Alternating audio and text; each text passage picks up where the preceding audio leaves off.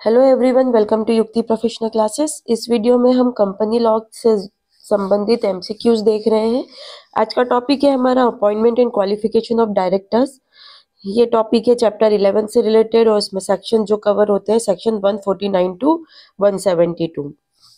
अगर आपने मेरे चैनल को सब्सक्राइब नहीं किया है तो मेरे चैनल को सब्सक्राइब, शेयर, लाइक ज़रूर करिए।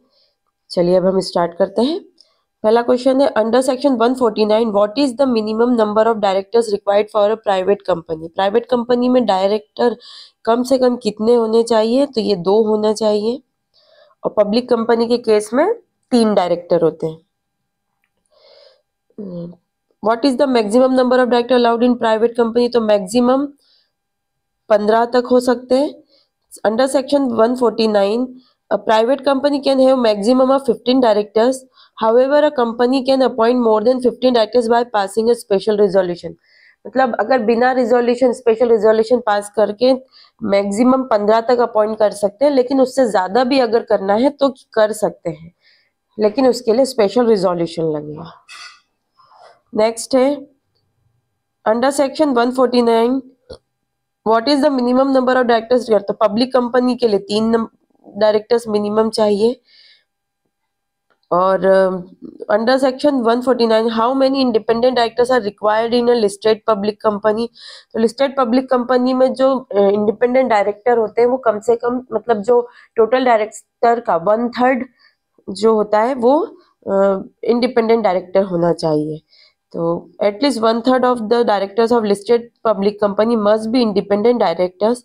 If 1/3 is not a whole number, अगर 1/3 निकालते हैं, अगर वो कुछ पॉइंट में ऐसा आ रहा है, अगर आंसर आता है तो नंबर को राउंड अप कर दिया जाएगा नेक्स्ट होल नंबर तक। मतलब अगर 0.5 है तो उसको पूरा 1 गिन लिया जाएगा, है ना। 0.7 है तो पूरा 1 गिन लिया जाएगा। तो ऐसा अगर आता है 1/3 तो उसको कंप्लीट 1 गिन लिया जाएगा। As per section 150 who can be consider an independent director. Independent director कौन हो सकता है उसके बारे में बताना है ना। तो director with no financial interest in the company, company में उसका कोई वित्तीय हित ना हो, ऐसा व्यक्ति इंडिपेंडेंट डायरेक्टर्स होगा। और सेक्शन 150 और भी क्राइटेरिया बताता है जिसके अंतर्गत इंडिपेंडेंट डायरेक्टर बनाया जा सकता है। जैसे the director should not have any material relationship with the company, it's promoters और सब्सिडरीज, मतलब उसके प्रमोटर्स के साथ या उसकी जो सब्सिडरी कंपनी उसके साथ कोई उसका मटेरियल रिलेशनशिप नहीं होना चाहिए। The director should not have an a partner और executive director of the company's auditor. जो कंपनी के ऑडिटर्स है, लॉयर्स है, कंसल्टेंट है ना, तो उनके वो पार्टनर्स नहीं होना चाहिए। मतलब कंपनी में जो ऑडिटर रखा गया है, लॉयर रखा गया है, या फिर जो भी कंसल्टेंट है हमारा उस या एग्जीक्यूट, तो उसका वो एग्जीक्यूटिव डायरेक्टर या उसका पार्टनर नहीं होना चाहिए जो डायरेक्टर है। ठीक है, प्रीवियस 3 ईयर्स से। The director should not hold more than 2% of the company shares. Company के शेयर्स 2% से ज्यादा नहीं होना चाहिए। The director should not have been employed by the company in the previous 3 year. वो कंपनी में पिछले 3 साल में एम्प्लॉयमेंट में नहीं रहा हो, तो ऐसा व्यक्ति इंडिपेंडेंट डायरेक्टर बन सकता है। Under section 151, how can a director be appointed in case of casual vacancy? तो बोर्ड ऑफ डायरेक्टर्स अपॉइंट कर सकते हैं। कैजुअल वैकेंसी मतलब अचानक ऐसे डायरेक्टर्स, मतलब हमने वैकेंसी आ गई है जैसे डेथ के वजह से या इलनेस के वजह से, रेजिग्नेशन दे दिया है, उसकी वजह से तुरंत डायरेक्टर, मिनिमम डायरेक्टर्स को अपन को कंप्लीट करना है ना। जो दिया जैसे मिनिमम 3 होना चाहिए पब्लिक में, अब एक ने कर दिया है अगर रिजाइन वगैरह, तो 2 डायरेक्टर ही बचे, तो अब तुरंत उनकी कैजुअल वैकेंसी हुई है ना। तो वहां पर अगर डायरेक्टर्स का अपॉइंटमेंट करना है तो वहां बोर्ड ऑफ डायरेक्टर्स करें। The board of directors can appoint a director to fill a casual vacancy in the company by passing a resolution at board meeting. लेकिन आर्टिकल ऑफ एसोसिएशन में इसमें इसके अपॉइंटमेंट के बारे में दिया गया होना चाहिए। Under section 152 who is eligible to be appointed as a director of a company. तो कौन हो सकता है? तो वो ऐसा पर्सन जो साउंड माइंड का हो और एडल्ट हो, है ना। मतलब 18 साल से ज्यादा का हो और जो साउंड माइंड का हो, वो व्यक्ति डायरेक्टर हो सकता है। और डायरेक्टर बनने के लिए dean, director identification number requirement होता है, तो ये भी एक इसके लिए कंपलसरी होता है कि उसने डीन ऑब्टेन कर रखा हो। इसके अलावा एक इंडिविजुअल क्या 18 साल मतलब एडल्ट होना चाहिए, साउंड माइंड का होना चाहिए, not be an undischarge insolvent, undischarge insolvent मतलब कभी भी उसकी इंसॉल्वेंट खत्म नहीं होगी, है ना, तो ऐसा व्यक्ति नहीं होना चाहिए। Not have been convicted for any offence involving moral turpitude, है ना, तो ऐसा कोई कन्विक्टेड पर्सन नहीं होना चाहिए किसी ऑफेंस के लिए जो मोरल अगर उसके खिलाफ जाता हो, है ना, ऐसा ऑफेंस नहीं होना चाहिए। Be competent to enter into contract, contract करने के लिए सक्षम होना चाहिए, और उसने जो आर्टिकल ऑफ एसोसिएशन है जो एओ है उसके अकॉर्डिंग जो रिक्वायर्ड क्वालिफिकेशन शेयर्स होते हैं जो डायरेक्टर्स को होल्ड करना होते हैं उसने वो शेयर्स होल्ड कर रखे हो, तो ऐसा व्यक्ति एलिजिबल होता है डायरेक्टर बनने के लिए। Under section 153, what is the requirement for a person to be appointed as a director in a company? तो उसको डीन लगेगा to have a director identification number, तो ये जरूरी होता है उसको डायरेक्टर बनने के लिए। What is the maximum number of directorship a person can hold under section 165, मतलब एक व्यक्ति है, मतलब एक डायरेक्टर है, वो कितनी कंपनियों में डायरेक्टर बन सकता है, तो टोटल 20 कंपनी है जिसमें से 10 कंपनी पब्लिक कंपनी हो सकती है ना। तो इसके क्राइटेरिया देख लेते हैं कि 165 क्या मेंशन कर रहा है, इसमें मैक्सिमम डायरेक्टरशिप दी है किसी पर्सन के लिए, person can hold N maximum of 20 directorship at any given time, this includes any alternate directorship भी आएगा, जो अल्टरनेट डायरेक्टरशिप भी बनाया गया है, डायरेक्टर है वो भी इसमें काउंट है।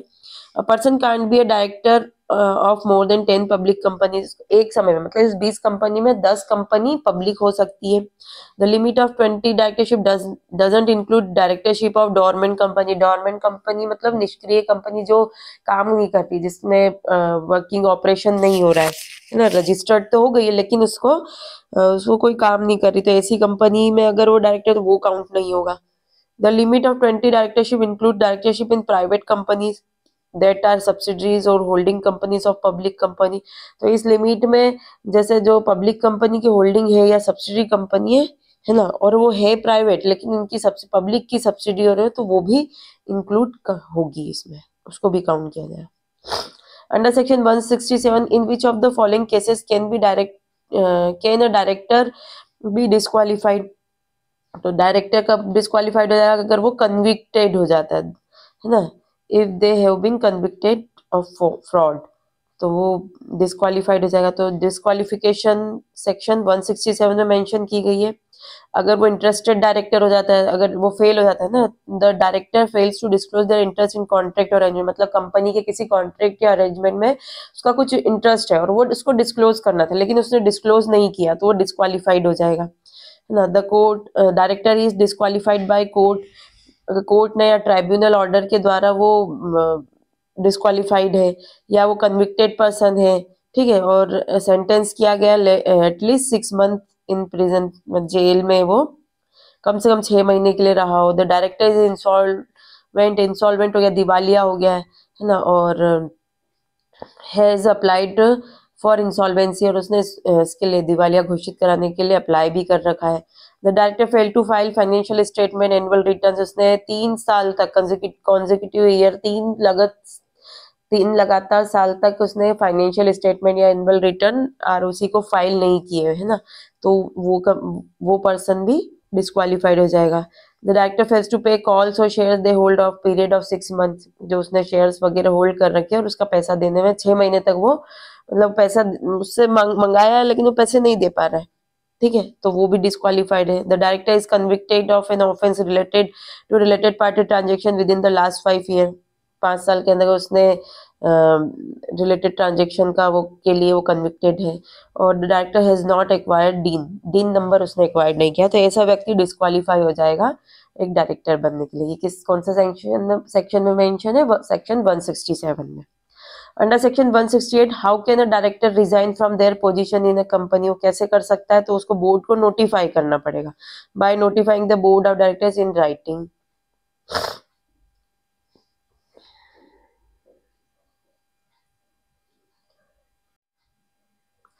नेक्स्ट है under section 169, can the share holder remove a director before the expiration of their terms, तो हाँ कर सकता है, बस शेयर होल्डर्स में रिजोल्यूशन पास करेंगे, ऑर्डिनरी रिजोल्यूशन पास किया जाएगा, ठीक है।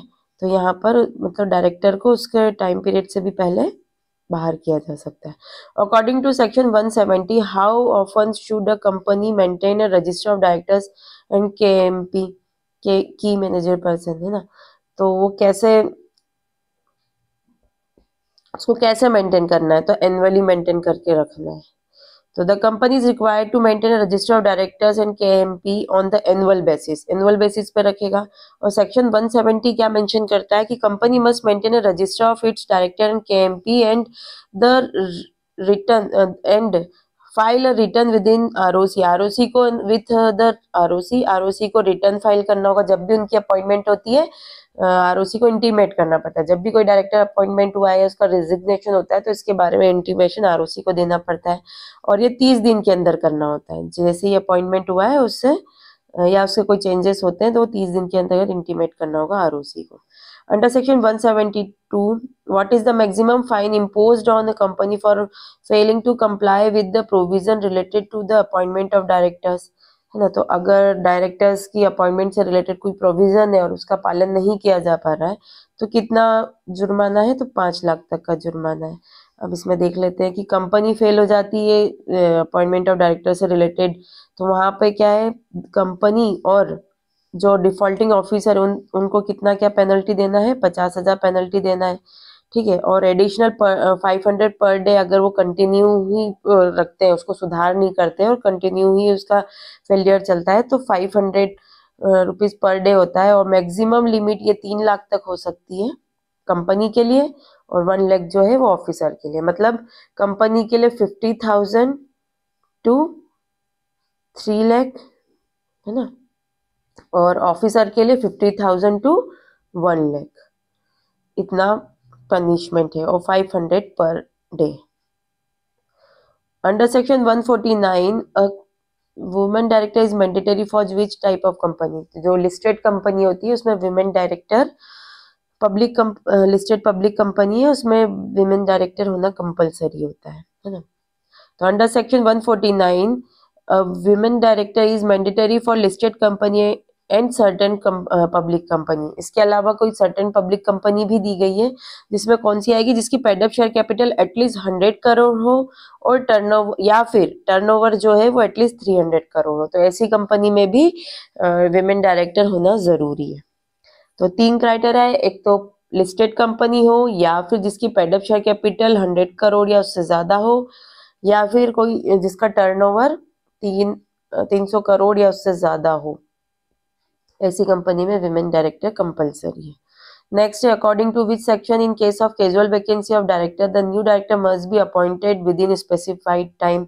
तो अगर डायरेक्टर मतलब कैजुअल वैकेंसी होती है तो डायरेक्टर को अपॉइंट किया जाता है, तो कौन सा सेक्शन के अंतर्गत कैजुअल वैकेंसी से रिलेटेड प्रोविजन दिया है, तो सेक्शन 161 मेंशन करता है ना। और इसके लिए जो दिया है, the board of directors must appoint a new director to fill a casual vacancy within the time frame specified in sections 161 subsection 4 and the company जो rules है इसके अकॉर्डिंग टाइम पीरियड दिया है उसके अंतर्गत अपॉइंट करना होगा। कौन करेगा, बोर्ड ऑफ डायरेक्टर्स।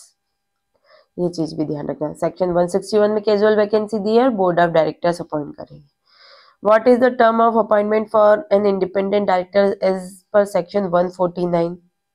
तो जो इंडिपेंडेंट डायरेक्टर है वो कितने टाइम के लिए काम करेगा, तो 5 साल के लिए काम करेगा। N independent director can hold office a maximum of 5 years। They can be reappointed, वापस से अपॉइंट कर सकते हैं, but they can't hold the position of more than 2 consecutive terms और 10 year। मतलब 5-5 साल के लिए 2 बार अपॉइंट कर सकते हैं, उसके बाद फिर इंडिपेंडेंट डायरेक्टर्स भी चेंज होंगे।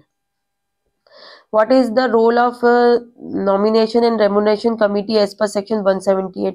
तो ये जो कमिटी है ना जनरली लिस्टेड कंपनी में आपको देखने को मिलेगी, और ये कमिटी का क्या काम होता है कि ये जो भी रेमुनरेशन की पॉलिसीज होती है अपॉइंटमेंट से रिलेटेड है तो उसके बारे में रिकमेंडेशन देती है ना।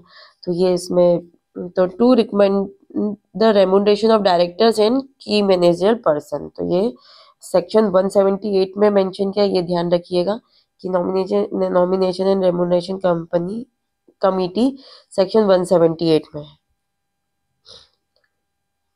नेक्स्ट है under section 161 who can appoint an additional director in the company. तो बोर्ड ऑफ डायरेक्टर्स ही एडिशनल डायरेक्टर को अपॉइंट कर सकते हैं और ये सेक्शन 161 में ही दिया गया है। चलिए आज के लिए इतना ही, मिलते हैं हम नेक्स्ट वीडियो में। Thank you.